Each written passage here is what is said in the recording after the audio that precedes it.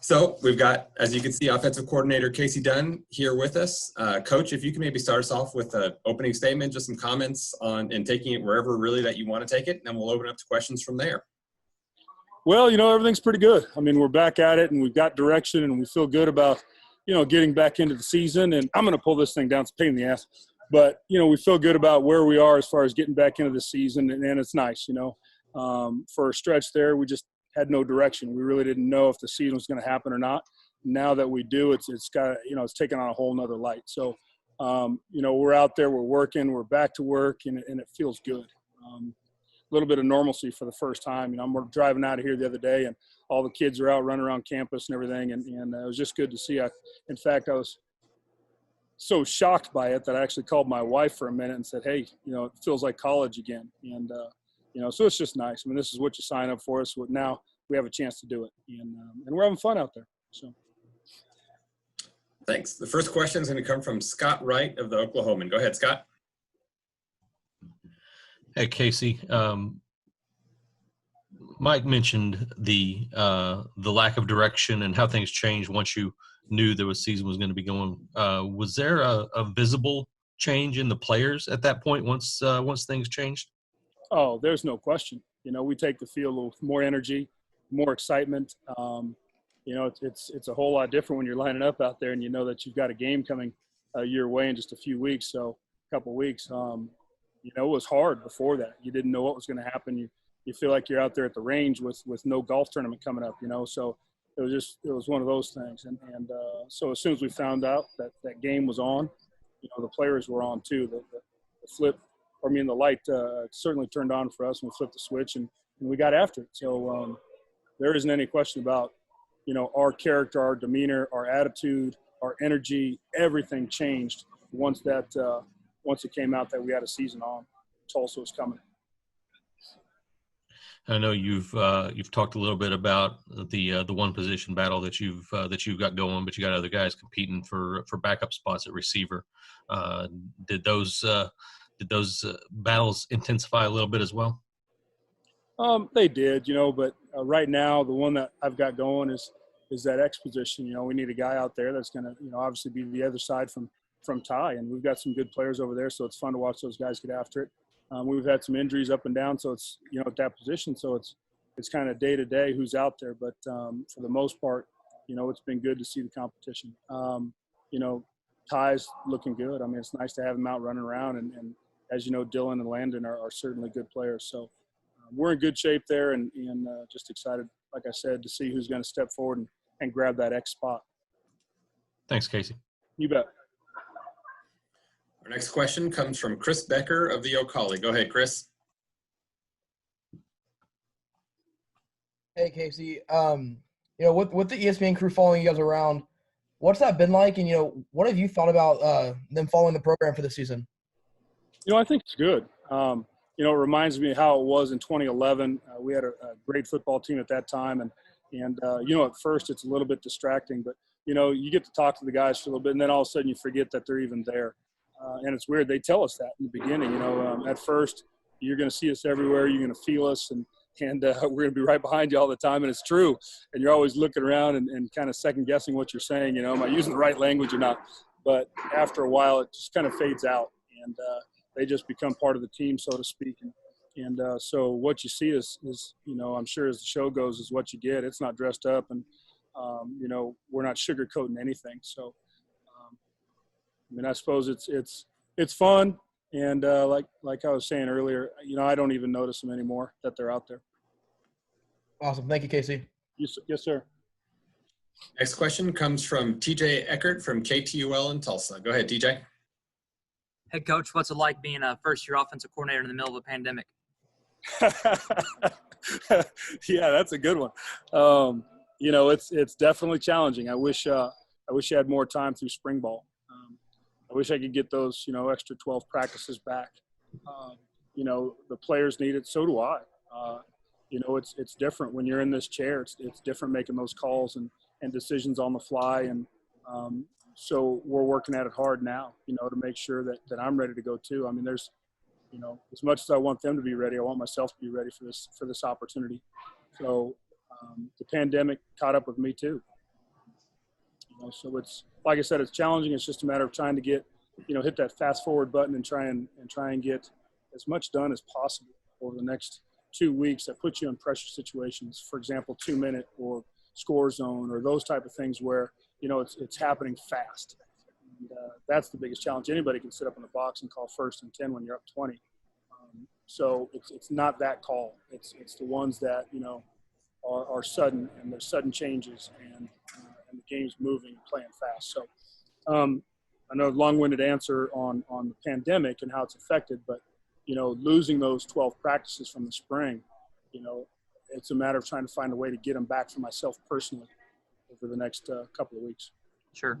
From an install perspective, has it been easier in that you have more meeting time, I guess, theoretically, since there was no practice and no on-campus school during the spring? Was that easier to kind of go through an install, or has it been pretty much the same process as a normal season? You feel good about an install, but until you run it full speed, it doesn't really count. When everybody's moving and the calls are happening fast, and that's when it matters. So yeah, we can say we installed. Yeah, you can say you got in, game plans and calls and things like that. But until you actually run it full throttle, it's just it really doesn't count. So no, I mean, I don't think so. I mean, you hit the Zoom meetings and ensure a guy knows what a certain play call is. But until he runs it under pressure, tired, no, it doesn't count. It's not in the books yet. For sure. Appreciate it, Coach. Thank you. Yes, sir. Next question comes from Jason Elmquist of the Stillwater News Press. Go ahead, Jason. How you doing, Kasey? Good. My golfing partner. Well, obviously, first full day of pads, and a lot of people think about that means the defense is able to really get going, get hitting. For the offensive side of the ball, though, what are you able to learn from these guys in pads that you maybe couldn't pick up and see without the pads on? For the perimeter guys, for my guys, it doesn't really change much. For the quarterbacks, it doesn't change much. Everything happens inside the box, and it gets a little more aggressive in there. No question about that. Guys aren't trying to necessarily protect themselves like they would if we were just in helmets and shoulder pads. So the trenches, it gets intense, and I can't wait to get back in there and see what this thing looks like on tape. But, like I said, on the edge, for my guys, it doesn't really change a whole lot. It makes their legs heavier and it gets them tired, and that's about it. It gets them ready for game day, but nothing changes out there. Speaking of the trenches, obviously a couple guys left the program that were expected to be in the rotation last week. How important is it for those young guys now being called up to start realizing that their number's now called? Very, very important, and it's like any position. If you lose somebody, if you lose a starter, then the next guy's got to be ready to move in, next man up. And, in this situation, we've got to have the next man step forward and go. So, hopefully they're in there and they're getting extra time with Coach Dickey and obviously Coach Myers, graduate assistant. So, and they are two of the best in the country. So I'd be surprised if we're not ready to fill those spots and get rolling just like normal. Thanks, Kasey. You bet. All right, Dan, our last couple questions here for Kasey Dunn before we move on to players. The next question is going to come from Frank Bonner of the Tulsa World. Go ahead, Frank. Hey, Kasey, good to hear from you. How are you? Good, Frank. With the pandemic is new for the entire team, but how are your first-year players dealing with it, on top of just the usual newness of being a college athlete on top of the pandemic? That part of it, as far as being a college athlete in a pandemic and student athlete, all that, I feel bad for those guys because they didn't get to experience, what it's like when you first come in June. It's a pretty special time in their lives. They've made this transition. They've changed, new chapter for them, and they get here and they get to go out with some of the older guys. They're, doing some drills and footwork things and lifting and being around everybody. And obviously they're taking summer school courses and just hanging out and enjoying college and enjoying being 18 years old. That didn't happen for them. And so it's kind of a sad deal. I hate to get, don't want to be emotional about the thing, but I feel bad for those kids. They just didn't get to experience that. And I know that that's a small thing on the large scale of what we're talking about with this pandemic, but it is a special moment for those guys, and I wish they would have had it. So, yeah, it's been tough on them, and I think hopefully now that we have some direction here, they start to feel what they expected to feel in June. Just a quick follow-up. Did it make it that much tougher to incorporate the new guys into the fold of that camaraderie that you usually get in fall camp? Yes, absolutely. You just can't be around. I mean, you got to social distance still. We're still on Zoom where everybody's sitting in their rooms, and sure, they're around talking to each other, but on Zoom, and outside of that, it's very limited. At least it was. Now, like I said, they're back at it. Things are getting close to normal, and it feels good, and I'm sure it's much better on them too. So, yeah, I'm happy with the direction that we're headed right now. Thanks, Kasey. You bet. Coach, thanks so much for your time today. Yes, sir. All right. Thanks, Kevin. Thank you. Take care. Go Pokes.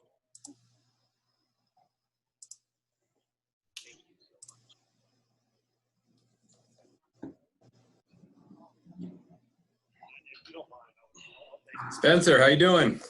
I'm good. How about you? Good, doing well, thanks. Thanks so much for hanging out, kind of waiting a little bit and joining. We're just gonna go ahead and open right up to questions. First question is gonna come from Robert Allen from Triple Play Sports Radio. My apologies. Go ahead, Robert. All right. Hey, Spencer, give me an idea of what you were able to accomplish with Coach Rattay during the pandemic with your Zoom conferences, and how do you feel with your relationship right now with him on the field through fall camp? I feel like it's pretty good. I feel like we've done a very close connection. He's taught me a lot of things. I've learned a lot of things. He's slowing the game down for me quite a bit, and he's getting me to my read just maybe a half a second faster than I was last year. And just kind of big important thing is getting depth in the pocket so I can have time to throw the ball too. So I would say honestly and truly, he's taught me a lot, and I've showed it, and it's just kind of slowing the game down for me, and I love it, and I just only want to get better. Thanks.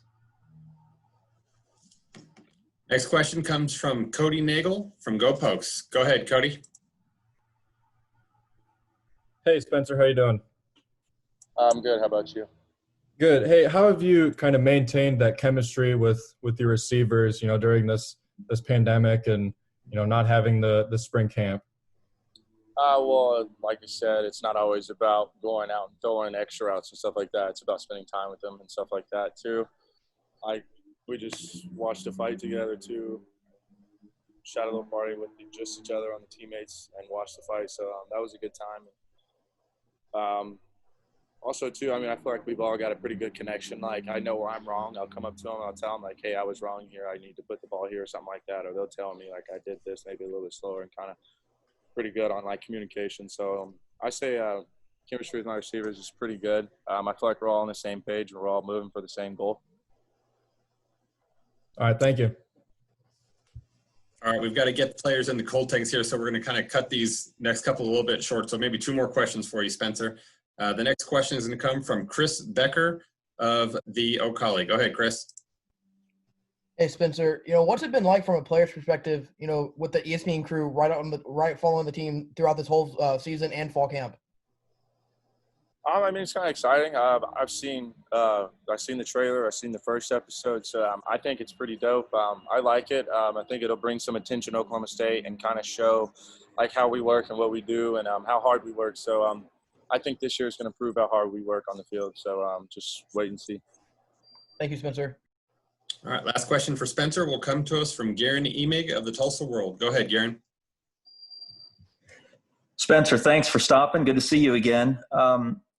The issue with you guys, of course, is being safe through all of this and to follow safety protocols, that kind of thing. But now that students are back on campus, you got to get some help from your fellow student body in that regard. Are you discouraged at all about reports of the outbreak at the sorority house? And would you have a message to fellow students in terms of helping you guys manage this situation? I know out there's going to be a lot of people that don't want to listen and stuff like that, but at the end of the day, they want to come to the game and cheer. And don't get me wrong, I'm not discrediting anything they do or downing anybody. Like, if that's what you do, that's what you do. But you know, you got to think about it. Say one of these kids goes to the strip and he's got a grandpa and he gets COVID and he goes home to his grandpa that he lives with and he dies because he gets COVID. How is that person going to feel knowing that maybe he transmitted this COVID to somebody? Or maybe what if that was his grandfather or his mother, his father, just anybody? And I think once people put it in a certain perspective of, is it going to be your mother you're passing it to, or is it going to be somebody else's mother? I think that'll give them a great viewpoint on how they would view it. I mean, nobody wants to lose their mother or father. So I mean, kind of just speak on, like I just said, I mean, I would just, if you want to go out to the strip, you go out to the strip, you do what you want to do. But for the people that are staying in, wearing a mask and just kind of having fun with a here and there, I mean, I thank those people because they're probably the reason that we have a season right now. So I do think those people and the people that have been wearing a mask going to the strip, I mean, if that's you, that's you. But just think if that was your mother or your grandma. So. Okay, cool. Thanks. Spencer, thanks so much for hanging out with us for a little bit. We appreciate you waiting for it too. Cool. Thank you. Thanks for not telling them that. Thanks for spitting all over the. Why could you not spit on the turf? Dylan, thanks so much. I appreciate you. I know that you kind of waited a little bit there for us, so really do appreciate you joining us. No, you're good. Oh, no. All right, we'll just go ahead and open it up to questions. First question is going to come from Scott Wright of the Oklahoman. Go ahead, Scott. Hey, Dylan, talk about what's Tylen looked like out there now that he's back from this injury. How's he looking? He looks great. I mean, he looks like his old self. There's really no – the only difference is he's wearing a brace now. I mean, he looks explosive. He's making plays, and he's back like he never left. Have you seen a difference from Kasey in the way that he coaches you guys now that he's a coordinator rather than just your receivers coach? No, I think it stayed the same, really. I mean, he's a great coach and knows what he's talking about. So it's been awesome. You know, we're learning more of the ins and outs of the whole scheme of things, not just solely our receiver job, but understanding the full play from offensive line to running back responsibilities. So it's been awesome. I think it's been really good for us as an offense and as a receiving corps as well. Thanks, Dylan. Yeah. Next question comes from Robert Allen. Dylan, first of all, I wanted to ask you about being named all-conference on some of these preseason lists as a punt returner. Your thoughts on that? Yeah, it's awesome. I mean, obviously that's a great award going into the season, but, you know, it doesn't mean anything if you don't back it up. So, you know, the biggest job's just been secure the ball, and I know when we call a return, my teammates are going to do their job, and hopefully we can spring one loose in the near future. So it's an honor for sure, but I know it comes with play. So I'm excited to get playing. And that obviously have grown a lot in that role to get that kind of honor. Also wanted to ask you about the defense because we've kind of seen that unit grow throughout last season and even early in the spring. Your thoughts on how good this defense might be for Oklahoma State? The sky's the limit. I mean, we lost AJ and I can't remember a couple other guys on the defense, but predominantly everyone came back. I mean, guys look great. Colby, Eamon, Lely. I mean, our secondary, I mean, all the way through, we look like a well put together defense. I'm excited to see what they do this season. Thanks. Yeah. All right, Dylan, last two questions. Next question comes to us from Garen Emig of the Tulsa World. Go ahead, Garen. Okay, Dylan, I'll ask you what I asked Spencer. The message to your fellow students who may not be taking quite quite the level of precautions with regard to, you know, wearing a mask, social distancing. I know you guys are doing everything you can to stay safe and get the season in, but you're going to need some help on campus, are you not? Yeah, no doubt about it. I mean, we can only control what we can control, which is, you know, is following safety precautions the best we can, wearing our mask, and I think that's the biggest thing for on-campus guys who have class actually in class is, you know, that's on them if they want to go out to the bars and whatnot. But if you're in class, make sure you're wearing a mask and protecting everyone else around you. Yeah, cool. Thanks. All right, Dylan, last question is going to come from Jared Alatorre of the O'Colly. Go ahead, Jared.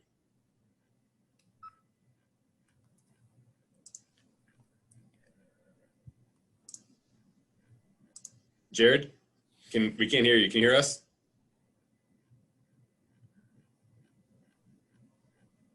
All right, moving on. Next, the final question will come from Cody Nagel of Go Post. Go ahead, Cody. Hey, Dylan, how has Spencer looked different this fall camp compared to past years? Whether it's comfort, chemistry, just the reads and stuff like that.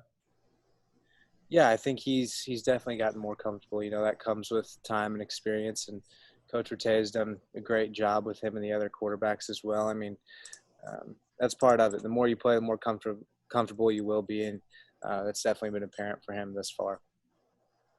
All right, thank you.